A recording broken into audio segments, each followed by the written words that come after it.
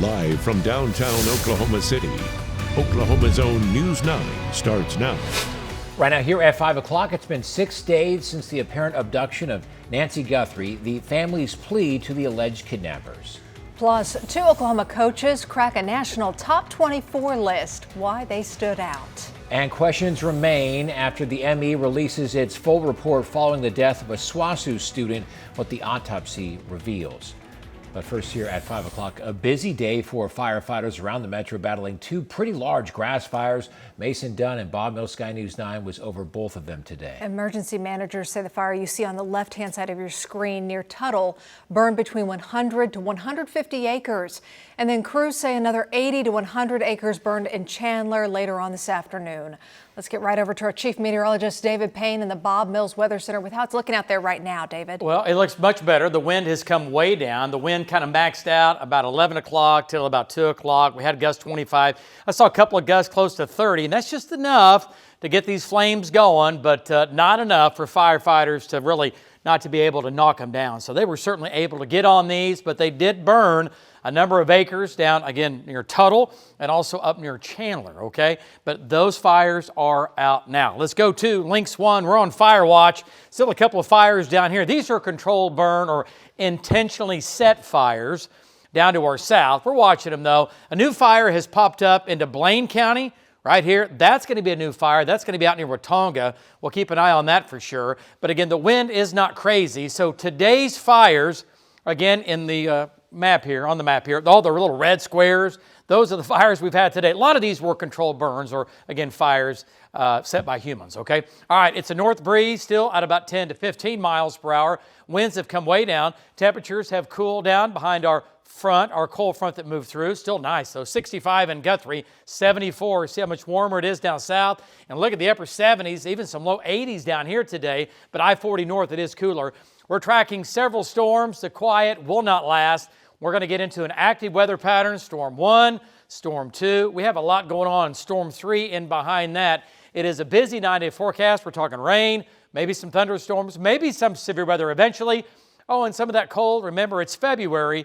Some of that's going to come back. 9-day forecast coming up. Guys, back to you.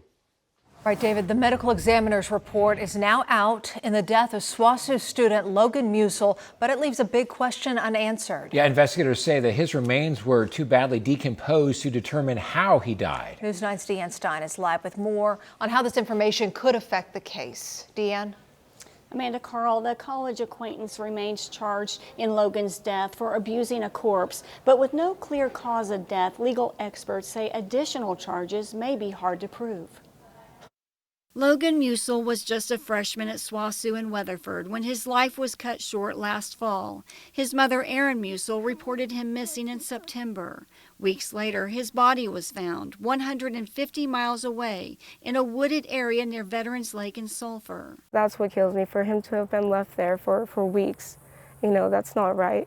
He didn't deserve that. The investigation quickly turned to college acquaintance Cameron Lewis after authorities learned Logan was last seen at Lewis's parents' home in Purcell. Court records show Lewis later admitted the two got into a physical fight. He told investigators he then dropped Musil off in Edmond, but instead phone records place him near the lake where Musil's body was found. Lewis is charged with 1 felony count of abusing a corpse. A medical examiner's report released this week gives few new details about his death. The report says his remains were largely skeletonized, making it impossible to determine a cause or manner of death, both listed as undetermined. The examiner also found a breastbone fracture that likely happened around the time of death, but couldn't determine exactly when that occurred. Despite how he died, though, his loss is still felt in the community. He thought people didn't really care about him, didn't really like him, and look how many people do, and he never was going to get to see that. Now, Lewis remains out on bond but must wear an ankle monitor as the case moves forward. He's scheduled for a preliminary hearing on April 15th. Karl? Deanne, thank you. The OSBI says it is still actively investigating the case and will forward its findings to the Office of Tribal Justice when complete. The Department of Transportation will be at Oklahoma City's Air Traffic Controller Academy. They're looking into the root causes of the high failure rate of air traffic control trainees. The Inspector General says more than 30% failed in 2024. He says that, along with workers retiring or leaving, will make it hard to reach staffing goals for 2028. The EPA says its response to an ammonia leak in Weatherford in November proves rural communities can rely on the department during emergencies. EPA officials say they were notified of the leak at 1 o'clock in the morning. They immediately called coordinators there to the scene, and then those coordinators worked with local agencies to dissipate the ammonia using 2 million gallons of water, and that allowed residents back in their homes that same day. The state is now looking for a company or companies to run 5 restaurants at state parks. The state has only been offering grab-and-go options since September, when the Lookout Kitchen closed all of its locations over a contract dispute. And now the tourism department is taking proposals for new operators. They say restaurants can have separate operators and don't have to be open year-round. The owners of Swadley's Foggy Bottom Kitchen, the state park restaurants from 2020 to 2022, are due back in court in their criminal case next month. Brent Swadley and 2 others are charged with conspiracy to defraud the state. Late last year, a judge ruled the AG can prosecute the case for the state. A motion hearing is set for March 18th. Road closures continue to be the name of the game as crews work to tear down the former Myriad Convention Center. You're taking a live look at the construction site on our Bob Mills Arena cam. There's some work going on there right now, and parts of Broadway will be closed through March 1st. Also, 2 lanes of Sheridan right there are closed. Work runs daily from 6 to 6. They do pause, though, for Thunder games and other major events. I've had a lot of fun driving the wrong way on that street. It does take you a few extra minutes, doesn't it? If authorities are listening, ticket David. I mean, he sees the signs. I did. I've done it a couple of times. I'm like, oh, and anyway. Oh, yeah. People waving at me. I'm like, I'm good. Anyway, it's sad, really. All right. Hey, it's just, it's habit. All right. We are live at the Bob Mills Weather Center. Today started out cool, but man, we ended up good. We're cooling off out there right now. We've had a few fires today. Talking about storms are lined up. We need the rain. Your forecast coming up. Also coming up, a settlement with 2 companies in a prescription price-fixing lawsuit. How you can see if you're getting money back after the break. Investigators are reviewing footage of hundreds of vehicles in and out of the area where the mother of Today Show co-host Savannah Guthrie was taken on Sunday morning. Deputies are using a newly formed timeline of Nancy Guthrie's apparent abduction to narrow down the time in question. The family is also hoping to hear from her potential kidnappers. We need a way to communicate with you so we can move forward. But first, we have to know that you have our mom.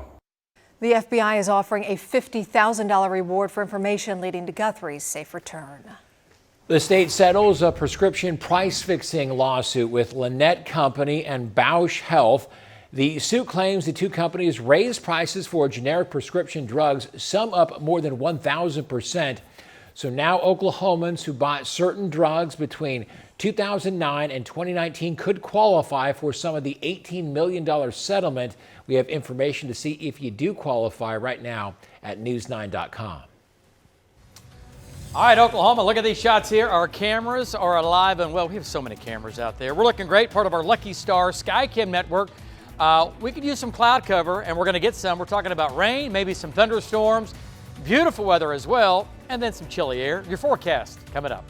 But next, we're taking a look at the history of the OSSAA amid calls from Governor Stitt to disband it after the break.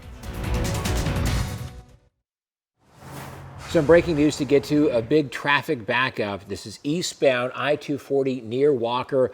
Oklahoma City police say there was a crash involving a jackknifed semi-truck and also 4 other vehicles. You can see the semi right there. It looks like they are letting 1 lane of traffic get through very slowly.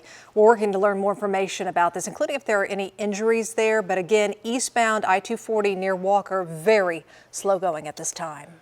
We're learning more about calls to change or get rid of the Oklahoma Secondary Schools Activities Association. Governor Stitt says the organization makes it hard on kids to transfer despite state law allowing it. Others say it's outdated. News 9's Caitlin Deggs is looking into exactly what the organization does. The OSSAA has existed for 100 years and is a private nonprofit organization. Schools join voluntarily and they choose their leaders. Those frustrated with the organization say being separate from the state allows the group to make rules without oversight or accountability. It's time to eliminate the OSSAA and secure our progress with open transfer. Governor Kevin Stitt says the organization is making it too hard for student athletes. Senator Casey Murdoch agrees and has introduced a bill to create a new organization that would have state oversight. We have no control over how they make the rulings because they're a private organization. I think we need to bring this back into under a state organization where we can address problems. His bill says the new group would be called the Oklahoma Athletics and Activities Commission and would be made up of school administrators, athletic directors, and parents from districts of all sizes appointed by state leaders. What they have done and become, they are the slumlords of high school sports in Oklahoma, and they are getting rich off the backs of our kids. The OSSAA said in a statement they're disappointed the governor did not reach out to them to learn more about the organization and invites him to come learn more about their structure and what they do. They have nearly 500 schools that are members, and the board is composed of elected school leaders chosen by their peers. The organization started in 1911 when some school leaders wanted to create rules to make school games more fair. Another one of the reasons Senator Murdoch says this bill is needed is to give schools broadcasting rights during playoff games. That was passed into law last year, but there have been some issues enforcing it. Caitlin Daggs, Oklahoma's Own, News 9. And the OSSAA says more than 100,000 students take part in athletic and non-athletic programs across our state. Kind of fortunate to not have a whole lot of wind today because of those fires that broke out. It was crazy windy. I don't know where you were. Well, it did pick back up a little bit. Oh, we've been fighting because I was talking to Mason earlier. We were breaking into coverage with that fire, that one in Chandler, and he was saying, yeah, it is a little gusty up here. He's getting like 20-mile-per-hour winds. Dave was like, that's nothing. Well, we've seen worse. So I said, it's been kind of windy. He's like, no, this is nothing. This isn't at all. It's all relative, right? Yeah. It was 2025, which is it's right on the cusp. Yeah.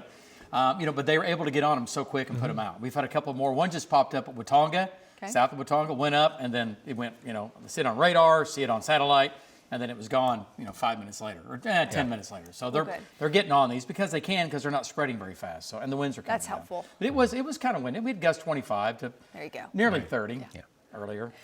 We've been doing this for the past hour and a half. In Colorado. No, I'm kidding. No, it was breezy for sure. That was with that second cold front that came through.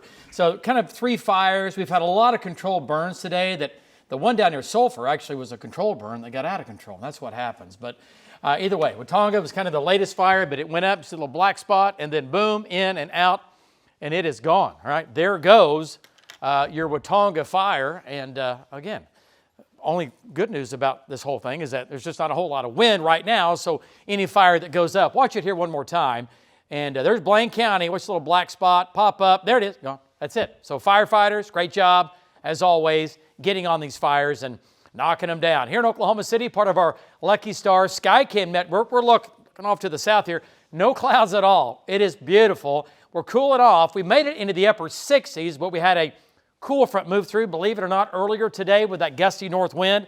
Winds are coming down, but we are a little bit cooler. 64 right now in Oklahoma City, so still nice though. 64 in Guthrie. You jump south, it's 69 at Lake Thunderbird and a 66 now down in Tuttle. So as you move north, it is cooler. And look at the 50s now coming in across the north with that front pushing south. Look at all the 70s right now. We've even had some 80s today down in southern Oklahoma. So February, we've lost it.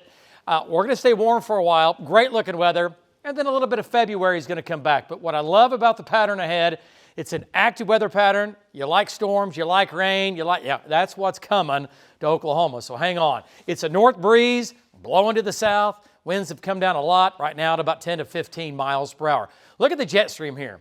I know, it looks like a hot mess, right? Well, it kind of is. This is the subtropical jet phasing into what we call the polar jet, becoming one. This is why it's so cold here with Arctic air and snow in the Great Lakes and the Northeast and the East Coast, while we see this, that's the big ridge of high pressure, and notice what's happening from Oklahoma back to the west right now. Nothing. That's what you have in store for the weekend, a whole lot of nothing, except it's going to get good. And then it's going to change, okay?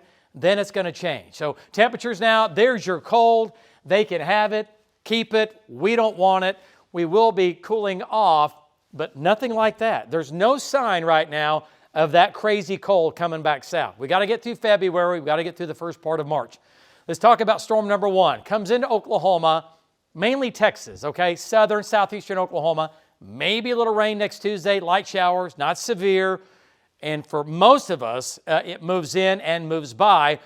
And then we get a cold front on Tuesday. So we're going to cool it off. And then storm 2, right, comes in from the west. We've been talking about this since last week. February 12th and 13th, that's that storm there. It looked like we were going to have, well, warmer temperatures in place, so we would have maybe a little higher in severe weather possibly. Right now, it looks like rain, which we'll take, some thunder, but we're going to be probably too cold. That can change, so stay tuned, but could be a statewide rain. Then there's another storm on February 17th.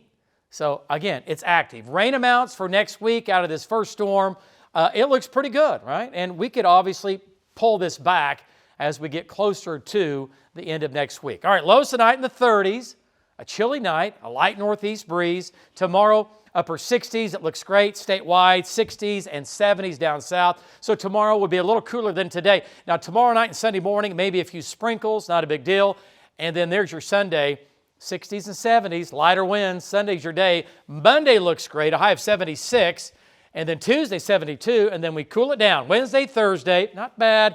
And there's that 60% chance for rain and thunderstorms next Friday night, into early Saturday morning. I know next Saturday, is Valentine's Day. We'll try to get it out of here by Valentine's evening. That's the plan. Carl, back to you. All right, David, thank you. Still ahead, it's an elite list of just 24 coaches nationwide, and 2 are from Oklahoma. How they're shaping champions on and off the field and course. Coming up next. Next at 6. A string of arsons and vandalism are under investigation in the metro. What police are telling us about the suspect coming up. Every year, 24 coaches from all around the country are recognized by a national association as Coach of the Year in their sport. And 2 of the winning coaches are from Oklahoma. Our Mike Glover has something good. It's a coveted list of 24 of the best coaches in America. And crazy enough, 2 of them are right here in Oklahoma. Wow. It's an award given out every year to the top high school coaches in America. I've always went the route of just making an impact with kids. Serving close to 20,000 high schools and 12 million students, each year the association selects 24 outstanding coaches. It teaches them a lot of self-discipline, internal motivation, getting along with other people when you're tired.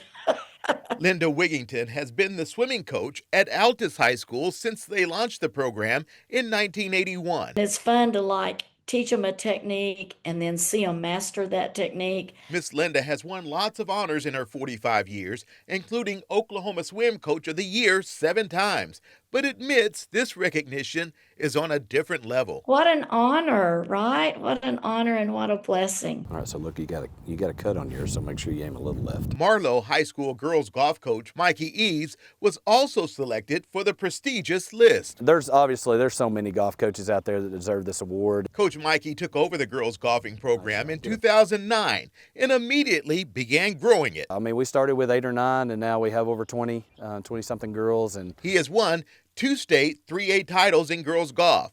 But just as impressive is his 5 academic state championships, solidifying why he was selected for the national honor. I got to give credit to God for all of that. 2 Oklahoma coaches recognized as National Coaches of the Year. I've been blessed that people support me. That is something good. I'm Mike Glover for Oklahoma's Own. Wow, Oklahoma's lucky to have them. Easy to coach golf, though, when the swings look that good. I'm just saying. It doesn't hurt things, right? Yeah, look like some solid players Congrats right there. Congrats to both of them. Hey, we want to give you an update now on the breaking news going on. This is eastbound I-240 near Walker. There was that semi-truck that had jackknifed and other vehicles involved with this. it looks like crews are getting ready to open all lanes of eastbound I-240. They were able to move over that jackknife semi and take out all those other cars. So I-240 eastbound should reopen shortly right near Walker. Some good news there, especially for people trying to get home at this hour. And we're going to be checking in with David in about 30 minutes with more on the forecast and the Valentine's forecast as well. Yeah, it looks like a total raging blizzard, Amanda. Oh, snuggle up. No, it'll be good. Now, we'll see. Not a blizzard. We have a storm knocking on the door right then. Okay, the latest tonight at 6. See you then.